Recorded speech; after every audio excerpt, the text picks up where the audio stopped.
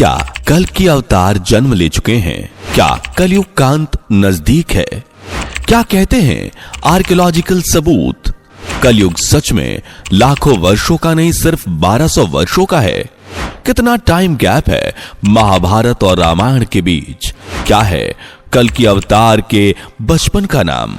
कौन होंगे इनके माता पिता? कहां होगा या हुआ है इनका जन्म? इनकी पत्नी कौन है? बच्चों के क्या नाम है? क्या सच में हम द्वापर युग में जी रहे हैं? चलिए जानने की कोशिश करते हैं। दोस्तों, सनातन की वीडियो YouTube चैनल को आपके सपोर्ट की आवश्यकता है। हमें सब्सक्राइब किए बिना मत जाइएगा और वीडियो को लाइक भी जरूर कीजिएगा। दोस्तों, हिंदू धर्म ग्रंथों में भगवान विष्णु के 10 अवतारों का जिक्र देखने को मिलता है, जिनमें से 9 अवतार वो हैं मत्स्य, कूर्म, वाराह, नरसिंह, वामन, परशुराम, राम, कृष्ण, बुद्ध के रूप में ये 9 अवतार जन्म ले चुके हैं और अंतिम और 10वां होगा कल की अवतार। भगवत गीता में लिखा है कि जब जब दुनिया में पाप, अधर्म, अत्याचार बढ़ेगा, कलयुग में जब चारों तरफ त्राहिमाम मचा होगा, लोग कीट पतंगों की तरह मर रहे होंगे, युद्ध का दौर बना होगा, चारों तरफ बुराई फैलेगी, विवाह सिर्फ एक कॉन्ट्रैक्ट बन जाएगा, शादी से पहले लोग एक साथ रहेंगे और जब मन होगा तब एक दूसरे को छोड़ देंगे, साधु संत नहीं होंगे, पैसे के लालची यहां रहेंगे, तब इन दुष्टों का नाश करने के लिए भगवान विष्णु कल की अवतार लेंगे। स्कंद पुराण के मुताबिक भगवान कल्कि का जन्म उत्तर प्रदेश के मुरादाबाद जिले के संभलपुर गांव में होगा।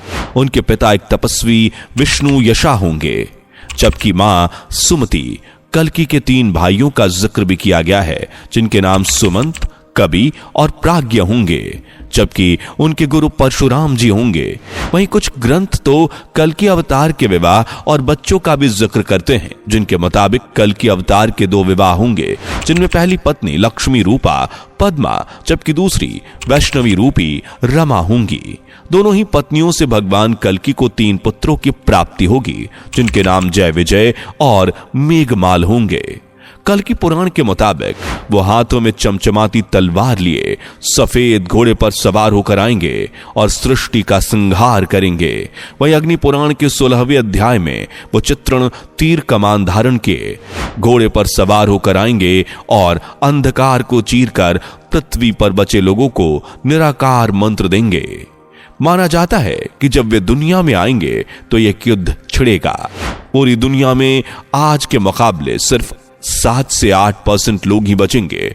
33 करोड़ भारत में, जबकि पूरी दुनिया में सिर्फ 31 करोड़, यानी भारत में भी 100 करोड़ से ज्यादा लोग मारे जाएंगे। लेकिन ऐसा नहीं है दोस्तों कि कल के अवतार अचानक से प्रकट हो जाएंगे, बल्कि उनका जन्म तब होगा जब किसी को भनक तक नहीं लगेगी। वो दूर दराज जंगल में कहीं रहेंगे। उनके साथ 64,000 और भी लोग जन्म लेंगे जो उन्हीं के अनुयायी होंगे। साथ ही 64 धार्मिक गुरु, जबकि 8 सैन्य अधिकारी भी उन्हीं के साथ जन्म लेंगे। उनके बचपन का नाम चक्रधर बताया गया है और माना जाता है कि वो श्रावण मास की शुक्ल पक्ष की षष्ठी तिथि को अवतरित होंगे। इस तिथि को कल की जयंती के रूप में मनाया जाएगा। हालांकि कई धर्म गुरुओं और ज्ञाताओं का मानना है कि कल की अवतार जन्म ले चुके हैं। जी हां दोस्तों, कल की अवतार का जन्म हो चुका है, पर यह कैसे हो सकता है? क्योंकि कल के अवतार तो कलयुग के अंत और सतयुग के प्रारंभ में जन्म लेने वाले थे, तो अचानक से उनका जन्म कैसे? ये समझने से पहले वीडियो को लाइक और चैनल को सब्सक्राइब कर लीजिए। दोस्तों, समय चक्र के मुताबिक हर युग का अपना एक काल है। जैसे सतयुग 17,28,000 वर्ष, त्रेता युग 12,96,000 वर्ष, द्वापर युग 8,64,000 वर्ष। उसी तरह कलयुग 4,32,000 वर्ष का बताया गया है। आपको बता दें कि कलयुग की शुरुआत तब हुई जब मंगल, बुध, गुरु, शुक्र और शनि ग्रह मेष राशि पर 0 डिग्री पर आ गए थे। आधुनिक समय के हिसाब से यह समय वर्ष 3,112 ईसा पूर्व का था। इस तरह कलयुग को शुरू हुए अब तक 5124 वर्ष गुजर चुके हैं, यानी अभी भी कलयुग में 4,26,876 वर्ष बाकी हैं। लेकिन सच्चाई बिल्कुल इसके उलट है। कुछ सबूतों के मुताबिक द्वापर युग आज से करीब 5000, जबकि त्रेता युग आज से करीब 7000 साल पहले ही बीता है, यानी कलयुग भी कुछ हजार सालों में ही खत्म हो जाएगा। जबकि कुछ महान गुरुओं का कहना है कि कलयुग असल में खत्म हो चुका है और हम अब द्वापर युग में जी रहे हैं और साल 2082 में द्वापर युग भी खत्म हो जाएगा और हम वापस त्रेता में पहुंच जाएंगे। अब आप सोचेंगे कि क्या मजाक है, तो बता दें कि इस थियरी को सच साबित करते हैं वेद। वेदों के अनुसार युग सिर्फ 12,000 साल के हैं, जिसमें से कलयुग सिर्फ 1200 साल का है और इस हिसाब से कलयुग अब बीत चुका है।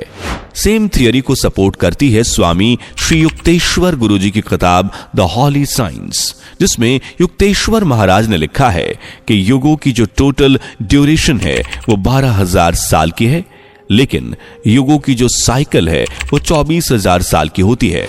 साइंटिफिकली उनकी थियरी को समझा जाए तो एग्जाम्पल में आप हमारी अर्थ यानी पृथ्वी को उठा लीजिए। पृथ्वी का एक्सिस यानी कि ध्रुवी हर 24,000 साल बाद एक कंप्लीट सर्कल बनाती है, जिस वजह से हर 24,000 साल बाद एक पार्टिकुलर मौसम अपने आप को रिपीट करता है। इनकी थियरी और एंशियंट ग्रीक के हिसाब से 24,000 साल का ही एक परफेक्ट ईयर माना गया है और इस हिसाब से अगर हम 2 कलयुगों को एक साथ रख दें तो उनका टोटल ड्यूरेशन 2,500 साल माना गया है, जो ये रिप्रेजेंट करता है कि हाँ, कलयुग पहले ही निकल चुका है। जबकि भागवत पुराण, कल के पुराण जैसे अन्य ग्रंथ इस थियरी को गलत साबित भी करते हैं। वहीं कुछ ज्ञाता इस बात का भी दम भरते हैं कि कलयुग अवतार तो इस संसार में जन्म ले चुके हैं। दरअसल भागवत गीता, भविष्य पुराण और कल के पुराण में लिखा है कि कल के अवतार उस वक्त जन्म लेंगे जब दुनिया में वैश्विक त्रासदी बनी रहेगी। जी हाँ, और ऐसी ही सेम त्रासदी हमने देखी थी साल 2020 में, एक ऐसी त्रासदी जिसने दुनिया को लाचार बना दिया था।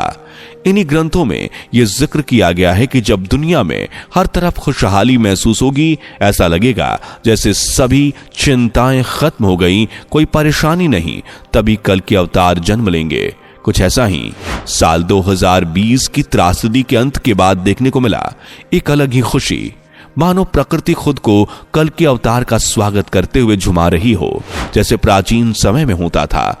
आसमान से फूलों की वर्षा, खुशहाल वादियां। चमत्कार तो ये रहा कि पृथ्वी की जो ओजोन लेयर है, जो इतनी बुरी तरह से बर्बाद हो चुकी थी, वो पहले ही अपने आप हील होने लगी। एयर पॉल्यूशन कम हुआ, पानी बिना किसी पाबंदी के आसमान में उड़ने लगे और पापी मनुष्य घरों में कैद हो गया। यानी कुछ लोगों के मुताबिक कल की अवतार 2020 में ही जन्म ले चुके हैं, जबकि कल की पुराण और श्रीमद् भागवत पुराण ही इन दावों को गलत साबित करते हैं। क्योंकि कल की पुराण और भागवत गीता में भगवान कल्कि को लेकर डिटेल इंफॉर्मेशन दी गई है, जिसके मुताबिक ना तो अभी कलयुग का अंत हुआ है और ना ही भगवान कल्कि अवतरित हुए हैं। तो अब सवाल ये उठता है कि आखिर कलयुग का अंत कब और कैसे होगा? वेल, इन सवालों का जवाब हम द्वापर और त्रेता युग की टाइम लाइन के अकॉर्डिंग पता कर सकते हैं, क्योंकि टाइम लाइन से हमें युगों का ड्यूरेशन मालूम होगा कि वेदों को फॉलो कर रहा है या फिर पुराणों को। जैसे रामायण में मौजूद एस्ट्रोनॉमिकल डेटा को चेक करने पर पता चला है कि भगवान श्री राम का जन्म 10 जनवरी 5114 BC दोपहर 12:30 पर हुआ था, यानी आज से करीब 7000 साल पहले रामायण काल था, मतलब त्रेता युग। वहीं महाभारत की बात करें तो 18 दिन के महाभारत के युद्ध में हमें 2 ग्रहणों का जिक्र मिलता है, लेकिन 2 ग्रहण इतनी जल्दी हमें तभी देखने को मिल सकते हैं जब पहला सूर्य और दूसरा चंद्र ग्रहण हो। हालांकि इस डेटा से हमें ये बात पता चलती है कि ऐसा पिछले 5000 साल में कई बार हुआ है, लेकिन सिर्फ 6 बार ही ऐसा है जो महाभारत काल से मैच करता है।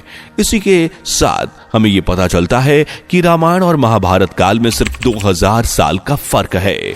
इसी तरह आर्कियोलॉजिकल प्रूफ्स की बात करें तो राम सेतु जो रामायण काल का है उसे आज से करीब 7 से 8 हजार साल पुराना बताया जाता है, जबकि महाभारत की द्वारका नगरी जो वे ऑफ खंबात में मिली थी उसकी कार्बन डेटिंग करने पर पता चला है कि यह कम से कम 9 से 10 हजार वर्ष पुरानी है।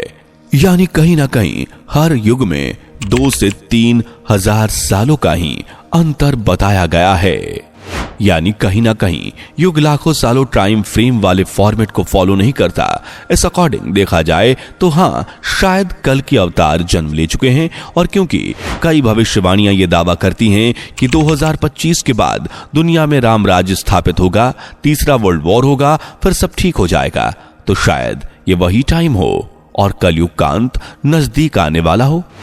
आपके इस बारे में क्या राय है कमेंट करके जरूर बताएं। वीडियो पसंद आई हो तो लाइक करके शेयर कीजिए, नए हैं तो चैनल को सब्सक्राइब भी कर लीजिए। दोस्तों, आपके स्क्रीन पर 2 और वीडियोस दिख रही हैं, जिसे देखने के लिए स्क्रीन पर क्लिक करें।